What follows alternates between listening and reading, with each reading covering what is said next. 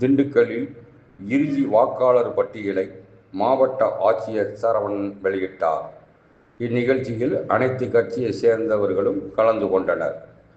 திண்டுக்கல் மாவட்டத்தில் உள்ள 7 தொகுதிகளிலும் மொத்த வாக்காளர்கள் 16,72,275 பேர் உள்ளனர்.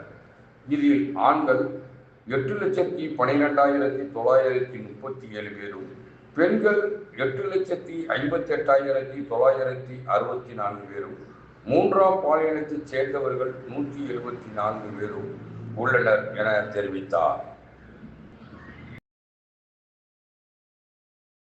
திண்டுக்கல் மாவட்டத்தில் 7 சட்டமன்ற தொகுதிகளுக்கான இறுதி வாக்காளர் பட்டியல் தேர்தல் ஆணையத்தினுடைய அறிவுரைகளை பின்பற்றி இன்று வெளியிடப்படுகிறது.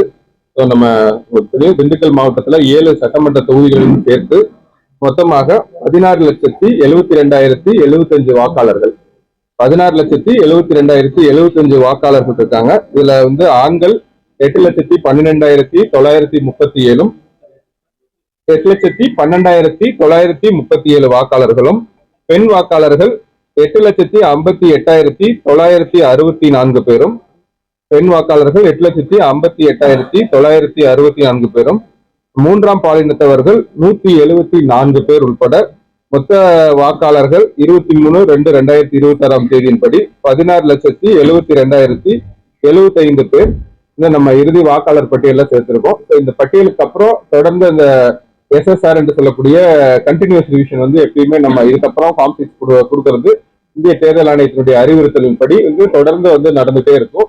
ஸோ அதற்கான வழிகாட்டு நெறிமுறைகளும் எலெக்ஷன் கமிஷன்ல இருந்து கொடுப்பாங்க. ஸோ அது வந்த உடனே அதை பின்பற்றி இதற்கப்புறம் வரக்கூடிய வாக்காளர்களை சேர்க்கிறது குறித்து விரிவான நெறிமுறைகள் அறிவிக்கப்படும்.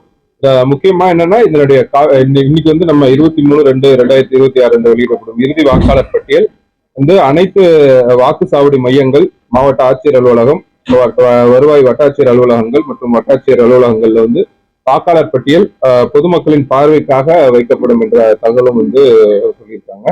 ஸோ இப்ப நம்ம முதல்ல அனைத்து அரசியல் கட்சிகளுக்கும்